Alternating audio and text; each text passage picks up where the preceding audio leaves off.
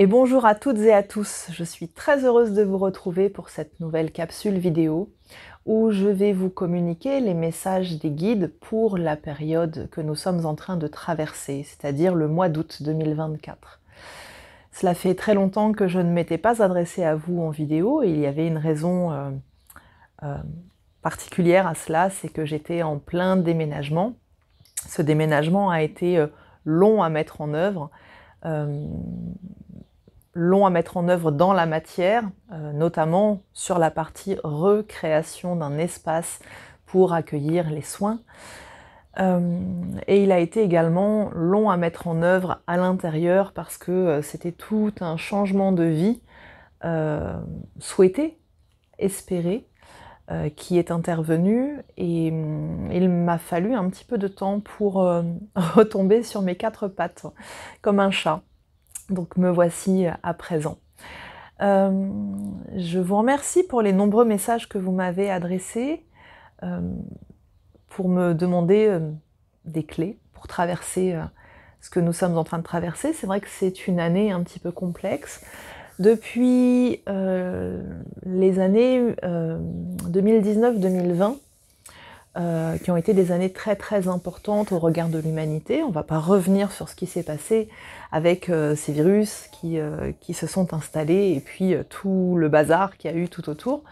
En parallèle de ça, c'est toute une période au cours de laquelle nous avons reçu énormément de codes de lumière, des séquences en très grand nombre, et il nous a fallu beaucoup de temps pour les intégrer.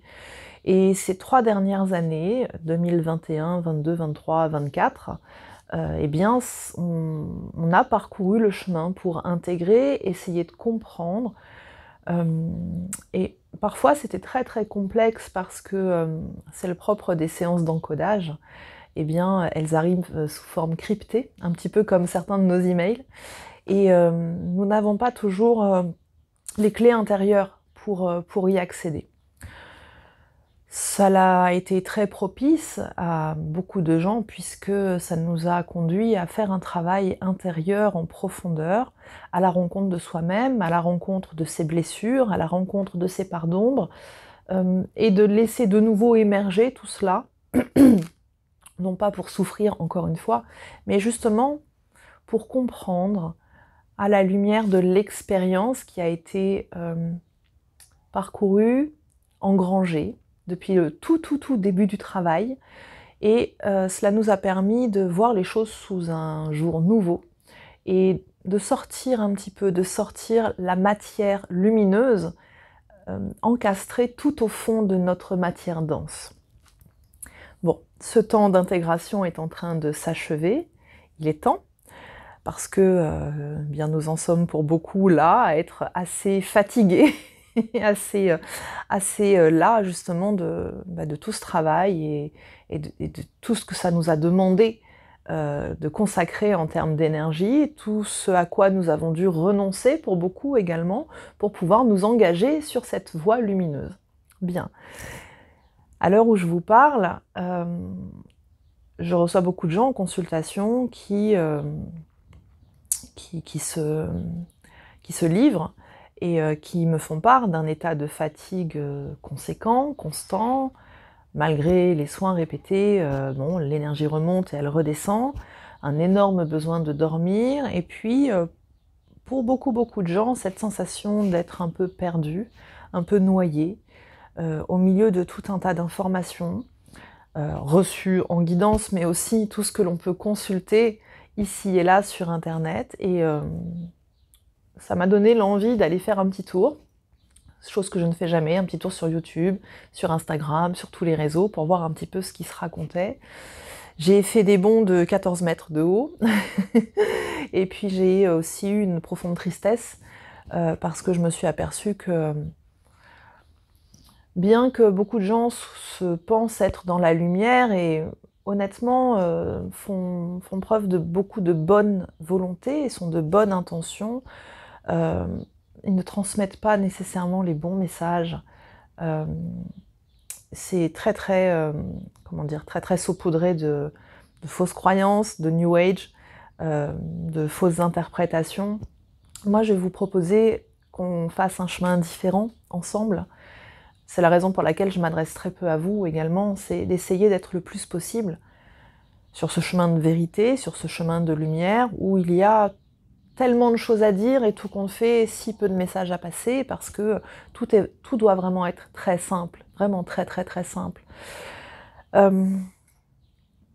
Donc voilà, ça c'était un petit peu l'état des lieux. Il y a plein de gens qui, de nouveau, me font part de symptômes physiques divers et variés, beaucoup de maladies qui déboulent alors chez nos proches aussi, sans qu'on sache bien pourquoi. Bon, c'est un petit peu là qu'on en est pour le moment. Alors, là, le mois d'août, eh bien, le mois d'août 2024 nous propose d'opérer une sorte de bascule dans l'énergie. Ça change, ça commence à switcher. On n'est pas encore dans le renouveau total, mais on commence à s'éveiller un petit peu à d'autres choses, avec de nouvelles envies. On commence à sentir que ça frémit à l'intérieur aussi. Et les guides ont été plutôt prolixes pour le coup, en messages et en explications. Il m'a fallu quelques jours pour démêler tout ça et revenir vers vous. Comme chaque année, le mois d'août, la période du lion, commence par l'ouverture d'un portail majeur, le portail du 8, le portail du lion. Moi, je ne l'appelle pas toujours le portail du lion. Cette année, pour moi, il s'appelle véritablement le portail de Sirius, parce que ce sont ces influences-là que l'on reçoit. Ce sont des influences, une énergie très bleutée, avec une incandescence très froide. On est beaucoup moins explosif que les années précédentes, beaucoup moins dans la chaleur, beaucoup moins dans ce feu ardent que nous avons connu les années précédentes, et quelque part heureusement. Ici je parle pas de météo, je parle pas de canicule, même si on peut observer, en tout cas dans notre région bretonne, que en effet on n'est pas du tout dans la chaleur. Il fait même plutôt frisquet. Mais non, on a cette période qui s'ouvre donc une dizaine de jours avant le 8 et qui se referme aux alentours du 15-16 août.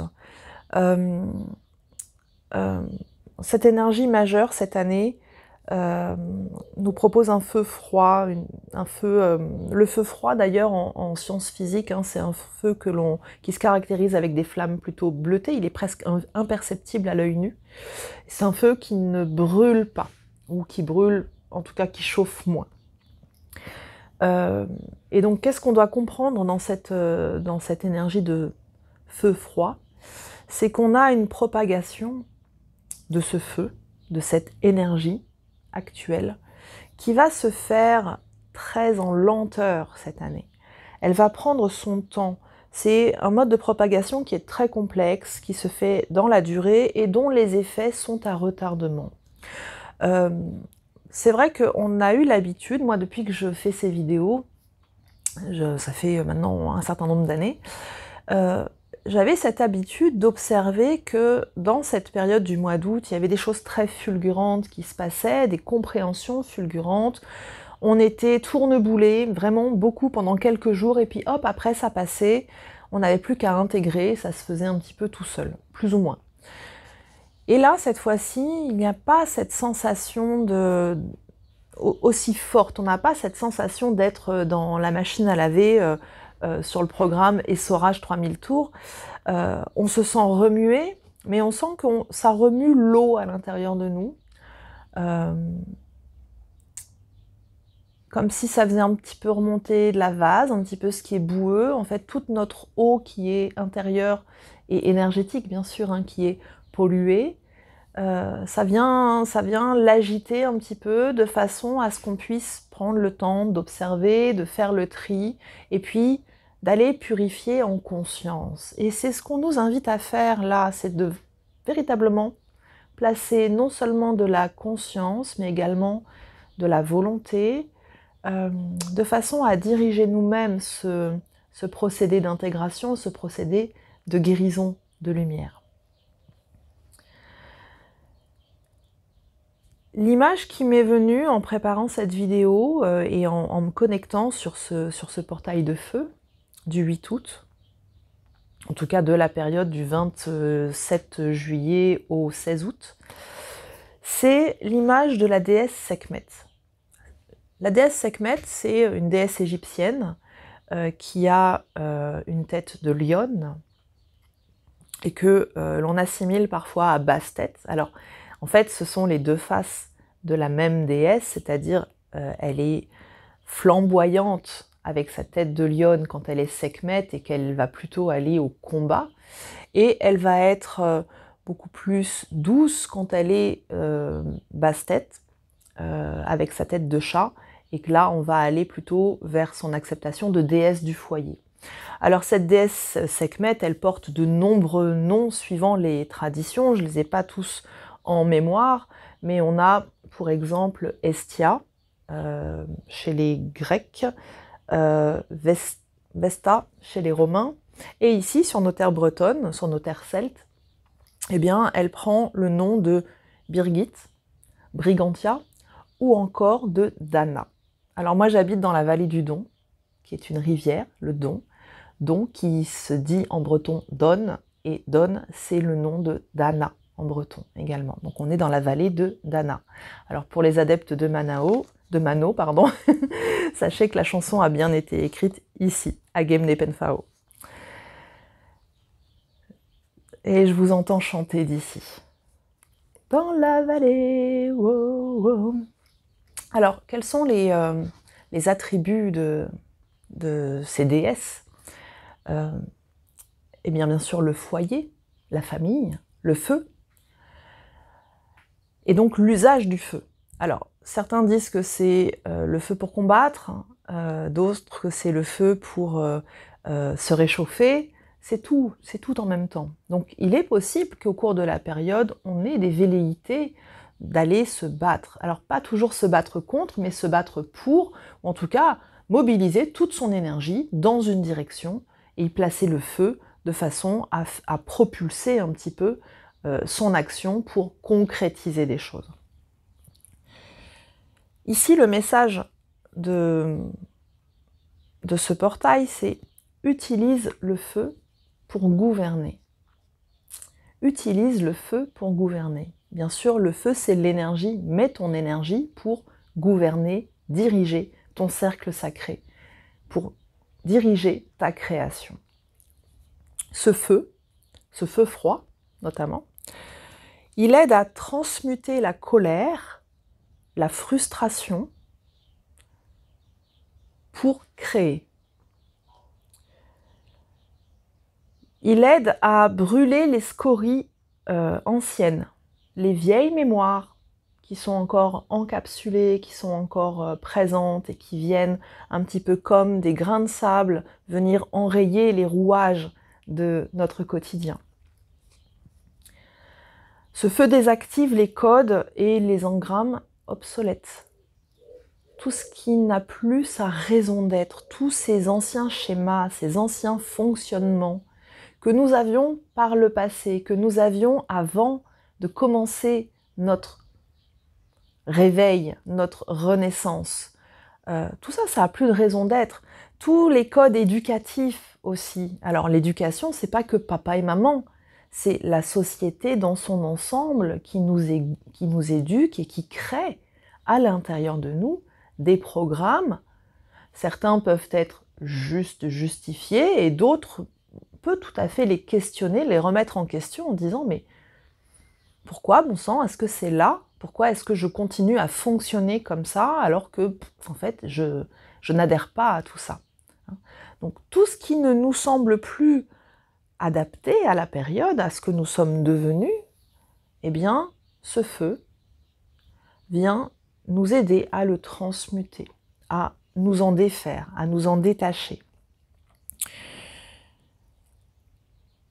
C'est aussi un feu qui nous aide à préparer le foyer pour accueillir. Aide à préparer le foyer pour accueillir. Accueillir quoi? Accueillir la vie. Alors il y a plein de façons d'accueillir la vie dans son foyer. Ça peut être pour les personnes qui souhaitent faire des enfants, avoir des enfants, peut-être la bonne période hein, pour pouvoir s'engager dans le projet. Mais accueillir la vie, j'ai pas d'exemple là qui me viennent, mais c'est pas que ça en fait. Ça ne recouvre pas que cette dimension, que cette réalité. Le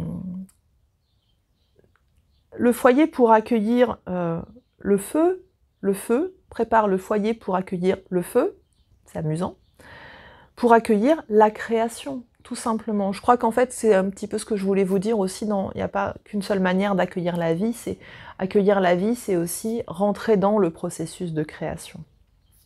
Créer quelque chose, créer une nouvelle réalité. Souvent, j'explique notamment aux femmes hein, qu'il n'y a pas qu'une seule façon de devenir mère. On peut devenir mère à travers son utérus, en procréant, mais aussi on peut devenir mère symboliquement en créant une entreprise, en créant une œuvre, ne serait-ce que aussi en construisant une maison, en réalisant un projet. Voilà. Ça, c'est dans le global, c'est l'énergie globale. On est dans la symbolique. Alors cette année particulièrement, je vais m'appuyer sur la gématrie. Donc la gématrie, c'est l'étude des nombres dans la Kabbale, la lecture de la Bible par l'étude des nombres. C'est le fondement de la numérologie, en quelque sorte. Le portail du lion, c'est le 8-8. Cette année, c'est un 8-8-8. Pourquoi? Parce que 8, août 8, 2024, 2 plus 2 plus 4 égale 8. 8-8-8. Le 888 ouvre une porte d'ascension vers la réalisation matérielle du potentiel spirituel. On vient spiritualiser la matière. Le 8, c'est le serpent cosmique, qu'on va retrouver d'ailleurs dans le principe 8 des harmoniques. Le serpent cosmique, le lemniscat, l'infini, la guérison, l'énergie perpétuelle également. On spiritualise la matière et on matérialise la spiritualité. Le mot-clé, c'est actionner. Actionner, passer à l'action, passer à l'acte. En gématrie, le 888 représente le nom de Jésus. C'est la rédemption. La rédemption, c'est trouver le pardon dans l'action juste. On peut rentrer en rédemption au nom de sa famille, pour des actes perpétrés par le passé, mais aussi on rentre aussi en rédaction, pardon. Ça va bien. En rédemption, pour les actions que nous avons commises par le passé, qui ont engendré des effets négatifs pour d'autres personnes, comment est-ce qu'on peut réparer ça? Alors on ne peut pas toujours réparer vraiment, mais trouver des actions qui vont nous permettre de trouver le pardon. Pas auprès des personnes que nous avons blessées, hein, mais trouver le pardon en nous-mêmes, par nous-mêmes, pour nous-mêmes, vis-à-vis de nous-mêmes. Trouver le pardon aussi au regard du divin, de cette source créatrice. 888, le 8, dans l'alphabet hébraïque, c'est Et. Alors qu'on écrit H-E-T ou H-E-I-T. D'ailleurs, c'est amusant, c'est que 8 en anglais, ça se prononce 8. Hein, c'est la même racine. Et, c'est la motivation, c'est le courage, c'est la volonté, c'est l'action. Ça se situe exactement dans le deuxième chakra, en bas de la colonne vertébrale, qui est le nid de notre Kundalini. Le deuxième chakra, c'est là qu'on place le feu de l'action. Le feu de la création, de la créativité. Donc on est bien dans les clous. On a bien compris le message, il va nous falloir passer à l'action. Alors, je voulais faire une petite parenthèse par rapport à ce que je viens de dire lorsque j'exprime que le 8 c'est la volonté. Ici on est dans le triple 8, 3 fois la volonté. La volonté, elle se construit chez l'être humain au cours des 8 premières années de vie, c'est-à-dire de la conception jusqu'au environ 7e anniversaire. Or, on sait que toutes les blessures que nous avons ensuite à transmuter, à guérir, à soigner, eh bien, on les reçoit, on les rencontre pour la première fois au cours de nos 6 ou 7 premières années de vie. Alors, on peut aller plus loin, pour certains, c'est au cours des 10 premières années de vie, mais grosso modo, on est dans la même fourchette. C'est la raison pour laquelle il nous a été demandé, avec beaucoup d'insistance au cours de ces dernières années, et surtout avec une accélération au cours des derniers mois, d'aller guérir les blessures de l'identité. Et ici, je parle bien des blessures de l'identité et non des blessures de l'âme, parce que dans les blessures de l'âme, il en existe deux, la blessure de séparation et la blessure de reconnaissance.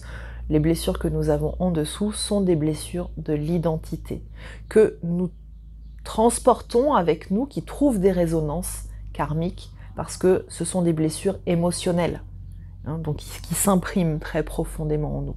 Mais au plan de l'âme, qui est un plan presque divin, bien au-dessus, en fait, il n'en existe que deux. Donc là, ici, on est bien dans la guérison des blessures émotionnelles, dans la guérison de l'eau, notre corps énergétique d'eau, qui comporte toutes nos mémoires émotionnelles de cette vie et de toutes nos autres incarnations sur les différents plans, à des degrés plus ou moins subtils. Donc c'est pour ça que c'était essentiel, et c'est pour ça que c'est revenu ces derniers temps avec beaucoup de force, qu'on se l'est parfois vraiment pris dans, j'allais employer un gros mot, mais dans la gueule, voilà, en se disant mais c'est pas possible, ça fait des années que je tourne en rond autour de ce truc, pourquoi je me reprends la blessure d'abandon que j'ai travaillée il y a 10 ans, il y a 15 ans, en psychanalyse, en psychologie, en je sais pas quoi, en chamanisme. Ben oui, mais parce qu'en fait, on a guéri à un certain niveau, mais il y a plusieurs degrés de guérison, il y a plusieurs degrés au niveau de la blessure, et surtout, parfois on est allé donner son pouvoir à quelqu'un pour nous aider à guérir, mais on n'a pas fait soi-même le travail, c'est-à-dire qu'on n'est pas rentré dans la connaissance et dans la compréhension. Ou parfois, c'est l'inverse, c'est-à-dire qu'on est rentré dans une telle connaissance qu'on a abordé les choses principalement avec le mental, mais que derrière, on n'a pas transformé nos programmes, on n'a pas suffisamment transformé les choses, on n'a pas intégré ça dans nos cellules.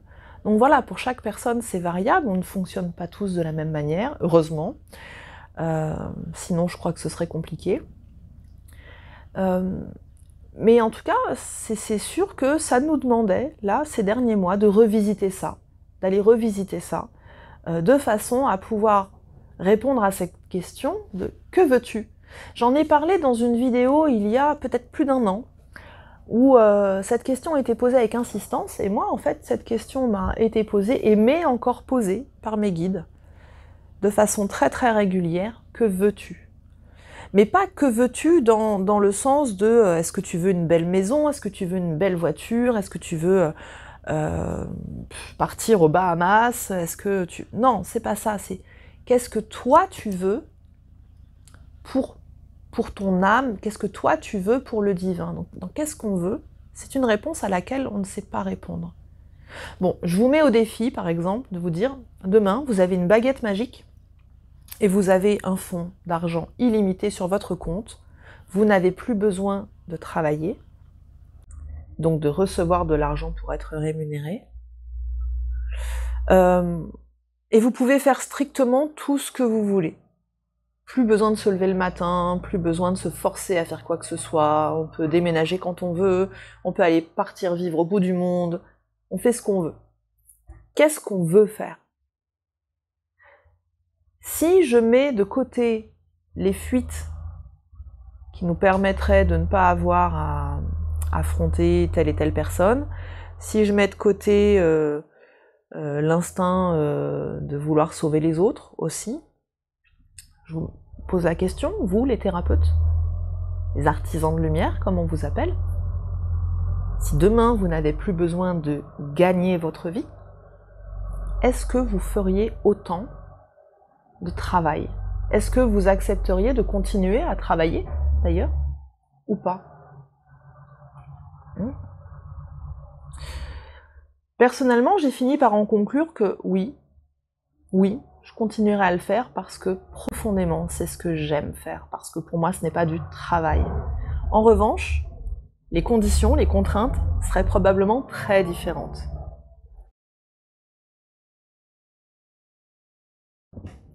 Voilà, ça y est, on est revenu au calme. Excusez-moi pour cette brève interruption. C'est la période des moissons, on ne peut pas aller contre ça. Donc j'en étais à la volonté, quand les guides demandent qu'est-ce que tu veux toi profondément faire. Donc moi j'étais en train d'expliquer que oui, dans ma volonté, je veux continuer à transmettre la lumière, à transmettre les messages des guides parce que c'est ce que j'aime profondément faire et que c'est ma mission. C'est ce que je suis venue faire sur Terre. Je ne suis pas venue faire que ça. Il y a d'autres choses qui vont arriver après, je ne sais pas encore quoi, mais je suis confiante. Et puis il y a d'autres choses tout autour. Une mission de vie, ça ne se résume pas qu'à ça. Et il y a des tas de manières de propager la lumière. Mais c'est profondément ce que je veux faire. Par contre, les modalités pour le faire, elles seraient probablement très très différentes. Les contraintes que je m'impose seraient également très très différentes. De la même façon, c'est qu'est-ce que toi tu as envie d'offrir de toi-même à l'humanité? Qu'est-ce que toi tu as envie, qu'est-ce que tu veux offrir de toi-même aux anges, au divin? Bon, à cette question-là, c'est plus compliqué. Alors, je disais que la volonté, c'était quelque chose qui se créait en bas de la colonne vertébrale au cours des 8 premières années de vie. Alors bien sûr, tout dépend de la génération à laquelle on appartient. La mienne, moi je suis née en 1975, on est une génération où les enfants ont été éduqués dans la négation de leur volonté. Ils n'avaient pas le droit de vouloir. On me disait par exemple, si tu demandes, c'est sûr que tu n'auras rien. On ne dit pas je veux, on dit j'aimerais ou je voudrais. Et puis, alors, tout le monde n'a pas été éduqué de la même façon, mais moi j'avais un papa qui était quand même très strict, hein, qui était dans l'armée, donc c'était très carré, pour le coup, sans mauvais jeu de mots. Donc c'est moi je veux, et je veux pour toi, mais toi t'as pas forcément le droit de vouloir, en tout cas jusqu'à cet âge-là. Donc c'est sûr qu'à l'âge adulte, quand on vous demande bah, qu'est-ce que tu veux, ce qui est certain c'est qu'on sait dire ce qu'on ne veut pas, ce qu'on ne veut plus, et déjà rien que ça demande tout un chemin pour y arriver dans certains cas. Et puis ensuite, eh bien, qu'est-ce que je veux? Eh bien, c'est vrai que ça demande parfois du temps. Il y a des volontés spontanées. Et il y a des volontés globales. Et puis, il y a tout ce qui va nous permettre d'atteindre les étapes aussi, et tout ce qui va nous demander eh bien, de respirer, de prendre le temps aussi, de savoir qu'est-ce que je veux faire, hein? Comment est-ce que j'ai envie de contribuer, sous la base de quels critères, vers quelles valeurs, à quel monde je veux contribuer. Donc voilà, donc là, eh bien, quand on nous dit que on vient activer la volonté, et c'est pas rien, c'est pas un petit, c'est pas un petit sujet en soi. 888, il m'a été transmis que ce portail très précis venait activer en nous l'ADN christique. Alors, c'est de là que je suis allée faire mes recherches parce que je ne comprenais pas. Je ne comprenais pas forcément cette expression, je la comprends comme tout le monde, mais j'avais vraiment envie de la comprendre de l'intérieur, et ne serait-ce que de comprendre ce que signifiait que le mot Christ, dans le fond. Est-ce que vous savez, vous, ce que ça signifie que le mot Christ? Bien sûr, tout le monde va dire c'est Jésus. Bon d'accord, mais pourquoi Jésus, on dit que c'est Christ? En fait, il n'y a pas que Jésus qui est Christ. Tous les pharaons avant lui étaient Christ aussi. Christ, ça veut dire initié. Initié au mystère. Initié dans l'école des mystères. Initié à l'axe vertical, terre-ciel, vers le divin. Donc on vient activer cet ADN d'initié en nous. C'est-à-dire l'ADN cristallin. Aujourd'hui, nous fonctionnons tous majoritairement sur la base de notre ADN carboné, qui est notre ADN humain, physiologique. Et là, on nous demande d'activer notre ADN de lumière. Et donc, comment? Vous allez me dire, mais comment on fait ça? Qu'est-ce qui se passe quand on fait ça, concrètement? Eh ben, c'est ce que les guides m'ont expliqué, m'ont dit, mais en fait, il s'agit simplement de récupérer des mémoires.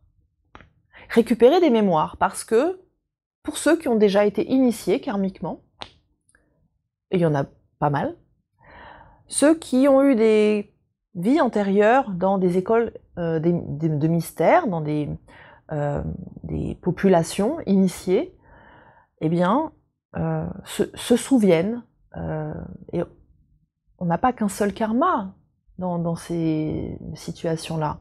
Parfois, notre âme, elle s'est incarnée dans diverses traditions, à différentes époques, et donc a eu accès à différentes sortes de connaissances. Alors, quand on récupère les mémoires, ça ne signifie pas qu'on va la conscientiser. On va pas se réveiller un matin en se disant « Ah, ça y est, je sais ». Je sais, et et écrire un bouquin, et réécrire la Bible, et réécrire je sais pas quoi. Rien à voir. Ce sont des mémoires dans nos cellules qui font que ces mémoires nous permettent, notamment, dans certaines situations, de savoir quoi faire, de savoir comment chercher, de savoir discerner aussi ce qui est vérité et ce qui ne l'est pas. Alors, on croit qu'on sait discerner la lumière et la fausse lumière et je ne sais pas quoi. En fait, on s'aperçoit en cheminant que quand on croit savoir et qu'on discerne avec le mental, ben ça, il se passe pas du tout la même chose que quand on vient discerner à partir de notre être intérieur, à partir de nos mémoires. On ne sait pas. On croit parfois qu'on intuite. Alors, c'est un verbe qui n'existe pas, hein, excusez-moi, mais je l'utilise fréquemment. On intuite, c'est-à-dire qu'on canalise, hein, ça c'est le mot un peu à la mode, qu'on reçoit des messages de l'au-delà, qu'on reçoit des messages de nos guides. En fait, parfois c'est le cas, et parfois on est simplement en train de mettre des paroles sur la musique de nos mémoires. On met nos mémoires en musique, en paroles, en symphonie. Donc on récupère ces mémoires au cours de ce portail du 888. Alors, ici, la façon dont je vous présente la vidéo, je vous présente d'abord les clés et ensuite le message. En fait, en réalité, ce qui s'est passé pour moi, c'est complètement l'inverse, parce que je ne suis pas toujours en train d'étudier ni la gématrie, ni la Bible, ni quoi que ce soit. Au contraire, je suis plutôt inculte. En revanche, quand je reçois des messages, en fait, j'aime aller chercher. Et ça me prend beaucoup de temps pour aller démêler les choses, pour aller, aller à la source des informations et capter un petit peu l'information qui va me permettre de mettre en mots la couleur, le son, le code que j'ai reçu à ce moment-là. Bien. Ici, on était sur le premier message et la symbolique de ce 888, de ce portail de Sirius. Alors, à noter, et ça je vous l'explique tous les ans, pourquoi est-ce qu'on l'appelle le portail de Sirius? C'est parce que cela correspond, historiquement, et de façon scientifique, à la période du lever héliaque de Sirius. Alors Sirius, c'est une étoile très très brillante dans le ciel, hein, que l'on utilise beaucoup en navigation, et il arrive un moment où on ne l'aperçoit plus dans le ciel, et quand elle recommence à réapparaître au niveau de la ligne d'horizon, c'est-à-dire que là, en ce moment, elle est très bas, hein, quand on la voit, ici, en tout cas, sur notre partie du globe, on appelle ça le lever héliaque. Et en Égypte antique, le levier héliaque de Sirius, eh bien, annonçait la période des crues du Nil et annonçait la période donc qu'il fallait se dépêcher de moissonner. Alors c'est assez amusant parce que cette année très précisément, où on a eu une année ici sur nos territoires vraiment très très compliquée, très humide, très inondée, voilà, eh bien les moissons qui habituellement se passent début juillet, eh bien ont lieu début août, à la période du portail du Lion. Bon, alors en sachant que l'hémisphère stellaire se déplace, et que donc le lever héliaque de Sirius, de Sophis, comme on l'appelait en Égypte, avait lieu plusieurs millénaires auparavant plutôt à la période de fin juin, c'est-à-dire au moment du solstice d'été. Aujourd'hui, ça s'est décalé et ça se situe maintenant au début du mois d'août. Voilà, les choses changent. Alors, quels sont les messages maintenant des guides pour l'humanité consciente? Alors j'insiste bien, l'humanité consciente, c'est-à-dire vous qui regardez ces vidéos, il est très probable que les gens qui n'ont jamais mis les pieds là-dessus, sur ce genre de chaîne, ni la mienne, ni celle d'autres personnes, ne reçoivent peut-être pas les mêmes messages parce qu'ils n'en sont pas là. Eh bien, le premier message, il est assez simple. Il nous dit, il est temps de se redresser. Se redresser, se placer vertical. Effectuer le mariage entre l'esprit et la matière. Je parlais tout à l'heure du serpent qui spiritualise la matière, hein, le 8. L'esprit et la matière. Dans le corps humain, l'esprit, ici, le crâne. La matière, le coccyx. Le ciel et la terre. Le masculin et le féminin. Se redresser, être vertical, se mettre debout.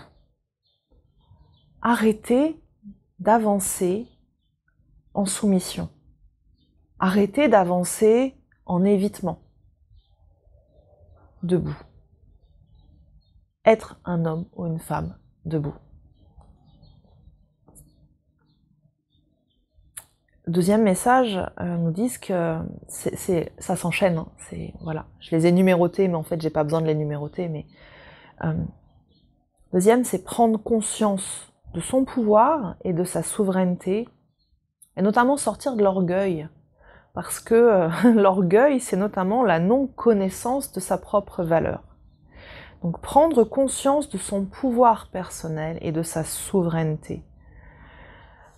C'est prendre conscience qu'on peut être debout, que les autres ne sont pas là pour nous dire ce que l'on doit faire, que l'on ne doit se soumettre à aucune autre autorité qu'à celle du divin et de la lumière. Bien sûr qu'on a des hiérarchies dans les entreprises, on a des hiérarchies à différents degrés, où on sait bien qu'il y a des règles qui sont comme ça, et que dès lors qu'on a signé un contrat, on a signé le contrat pour suivre les règles. Ok, mais là on est dans le fonctionnement. Par contre, au niveau de l'intériorité, au niveau de l'être, on est souverain. Et donc comme on est souverain, on est capable de créer sa propre réalité, son propre monde, au moins dans sa tête. Déjà, ça commence par la pensée. Créer sa propre pensée, créer son monde dans sa propre pensée.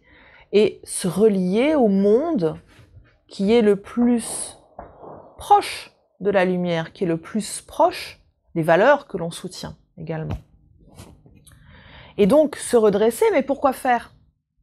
Prendre conscience de son pouvoir, mais pourquoi faire? Parce qu'il est temps de passer à l'action concrète. On vous dit, arrêtez de planer là, hein. C'est plus le moment de planer, c'est plus le moment d'être dans la réflexion, c'est plus le moment d'être dans la rêverie, c'est plus le moment d'être dans l'attente non plus. Passez à l'acte. Et il ne faut pas tergiverser, il faut y aller. Il faut y aller. Arrêtez de vous poser 3 milliards de questions.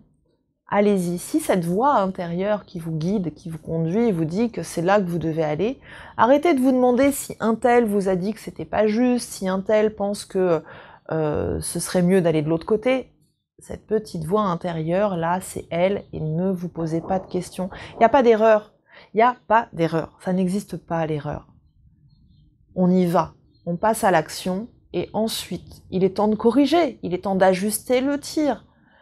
On a suffisamment réfléchi au cours de ces derniers mois, on a suffisamment posé les choses, on a suffisamment parfois pris le temps de planifier. Pour certains, comme moi, alors pour le coup, pour moi, j'ai rien planifié, parce qu'en fait, je sais pas encore. Je sais pas encore quelle action va être posée, mais je me connais, je suis quelqu'un de très très instinctif, c'est sur l'instant, ça sert à rien que je tergiverse, moi, pour le coup. C'est un matin, je vais me réveiller en me disant « Ah, je sais, c'est ça qu'il faut que je fais ». Arrêtez de tergiverser. Faites confiance à cette voix intérieure.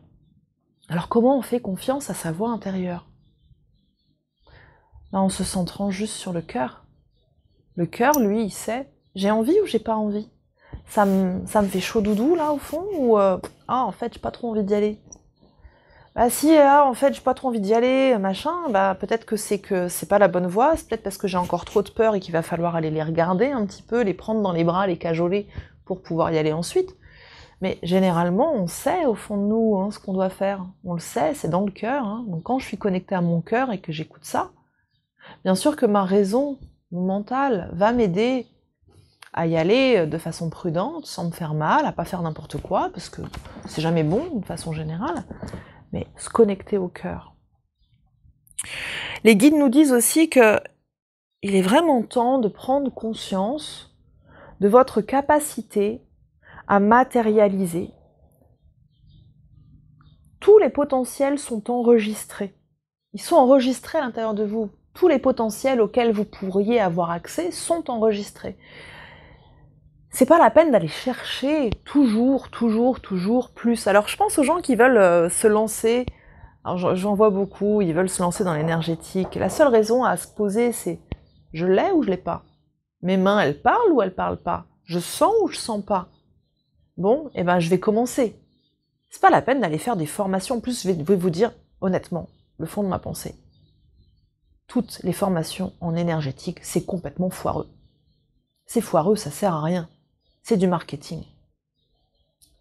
L'énergétique, vous l'avez ou vous l'avez pas. Après, il y a de la connaissance derrière, qui peut s'acquérir au cours du chemin, mais toutes les connaissances qu'on vous donne ne sont pas non plus bonnes à prendre. Il y a beaucoup de choses qui vous sont racontées, qui sont hyper compliquées, qui mobilisent tellement le mental que en fait on se retrouve là en mode en fait ça vous prive de votre pouvoir complètement.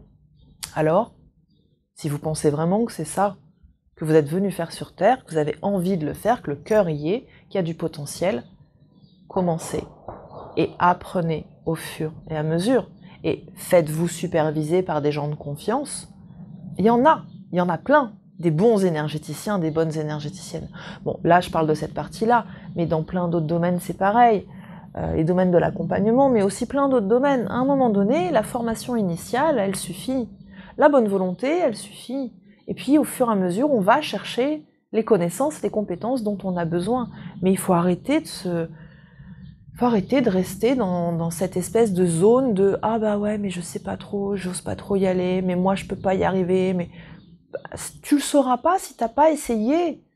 Et si t'essayes et puis que ça marche pas, c'est pas grave. On va pas mourir. On va faire autre chose. À un moment donné, voilà. Faut arrêter. On n'est pas toujours en train de jouer sa vie à pile ou face. On n'est pas toujours en train de jouer sa vie à chaque décision. Du tout. Donc, prenez conscience de vos potentiels, ils sont enregistrés. Il n'y a plus qu'à les actionner et on peut guérir la matière. Vous avez la capacité de guérir la matière. Ça veut dire quoi, guérir la matière? C'est quoi la matière? C'est le corps physique, bien sûr qu'on a la capacité, bon après ça nous demande de l'énergie et de la volonté hein, pour se soigner soi-même, et des diverses techniques, mais ça s'acquiert. Mais on a le potentiel. Et puis, soigner notre matière, guérir notre matière, quand on a des problèmes de santé financière, quand on a des problèmes de santé, d'habitat, parce que du coup on a toujours des fuites de partout, de machin, actionnez votre volonté, engagez votre énergie pour colmater les fuites, pour créer quelque chose de différent. Vous en avez le potentiel. Je sais que c'est pas si simple à intégrer et à actionner. Je le sais bien, je suis la première à le savoir. Des fois, je leur dis, mais les gars, ça a l'air tellement simple pour vous. Et ok, je vois bien, il y a comme une espèce de mode d'emploi, je comprends bien. Mais punaise, là, j'ai pas l'énergie, je suis fatiguée, puis j'ai pas le temps. Puis en fait, je suis pas sûre que ça marche. Et des fois, ça les fait rire, et puis des fois, c'est un peu, vous savez, un peu comme les parents avec les enfants, de dire, écoute là, c'est bon, tu me fatigues là. Franchement, j'arrête pas de te répéter la même chose, mais là, tu me fatigues. Bah ouais, on en est là. Bon, on est tous pareils, mais en même temps, pour eux, c'est essentiel quand même de de vous rendre cette confiance, de vous rendre ce pouvoir-là. Il n'y a personne d'autre qui va le faire à votre place. N'attendez pas que les autres créent le monde à votre place. Sinon, plutôt que d'avoir une jolie villa avec des volets violets, on va vous faire une cage à lapins sans fenêtre, hein, genre un bunker. C'est construit. Ouais, merci, mais c'est pas ce que je voulais. T'avais qu'à actionner ta volonté. Ouais, mais je t'ai expliqué. T'avais qu'à faire toi-même. T'en avais la possibilité. En fait, voilà. Hein, excusez-moi, je suis un petit peu... je sais pas comment dire... je suis un peu moins dans la douceur quand je vous parle de ça, mais ça me tient à cœur. Quand même, je pense que ce sont des sujets qui sont assez importants. Donc, comment est-ce qu'on fait? Toujours pareil. Moi, je suis un peu comme une enfant, hein. C'est-à-dire, je vais d'abord demander qu'est-ce que c'est, pourquoi, c'est quoi, et puis après, c'est bon, c'est gentil, mais tu me dis ça, mais comment concrètement? Je suis quelqu'un de très pragmatique. Et je sais que pour beaucoup d'entre vous, c'est le cas aussi. C'est bon, ok, vous êtes gentils, les messages, mais en fait, je fais quoi, là? Bon. Comment? En retrouvant le potentiel divin de création. C'est super concret, hein. Dans cet alignement, hein, le potentiel divin de création. Dieu a créé l'homme à son image. Dieu est un créateur. L'homme est un créateur. Sur un registre différent, dans une dimension différente. Mais c'est un créateur. Ce qui est en haut est comme ce qui est en bas, et vice-versa. Donc, voilà. Donc, je crée avec ma pensée. Hein. Je reviens aussi avec mon principe de visualisation créatrice. Alors, c'est sûr que je vais pas faire du Rembrandt, je vais pas forcément rentrer dans les détails, mais j'ai une volonté, j'ai une direction. Je suis capable, en fait. Et si j'ai la foi dans le fait que ça va se faire, si c'est juste, si c'est aligné, ça va se faire. Je pourrais vous raconter pas mal d'anecdotes de ce que j'ai expérimenté récemment, mais là, on en a pour des heures. Mais c'est incroyable, en fait, quand on confie ça à l'univers, et on se dit, écoutez, vraiment, là, si c'est juste, comme je sens que c'est juste, je vous mets ça entre les mains, vous allez m'aider. On va faire ça ensemble. Et puis, ça se fait. Pas de la façon dont on l'avait forcément prévu initialement. Hein. Si on avait fait que soi tout seul, sans l'aide des guides, on y sera encore. Avec l'aide des guides, et dans la confiance, on s'ouvre le cœur et on s'ouvre à des potentiels différents. Mais tout est enregistré en nous, on est capable d'y aller. Bon, j'espère avoir été claire, ne pas trop m'être perdue sur le chemin de l'explication. Vous me le direz en commentaire. Dernier message, et là ce message en fait il va nécessiter une explication à part entière. Et je vais couper donc cette vidéo à ce niveau-là, parce que c'est déjà bien assez pour aujourd'hui. Et demain, je vous propose de découvrir le dernier message des guides pour cette période-là. La vidéo sera un petit peu plus courte, bien sûr. Mais ça vous laissera le temps de regarder celle-là en entier et de l'intégrer. Alors, mes petites lumières, mes jolis anges, je vous remercie de m'avoir écouté jusque-là. Si vous avez aimé ce contenu, n'hésitez pas à mettre un petit j'aime là en cliquant sur le petit pouce. Si vous avez un commentaire, je les lis toujours avec beaucoup de ravissement. Je prends du temps à y répondre parfois, parce qu'il faut que j'intercale ça dans mon agenda. Mais je serais ravie de vous lire de nouveau. Et puis, je vous propose qu'on se retrouve très très très très bientôt. Je vous embrasse très fort du fond du cœur. Prenez soin de vous. À demain.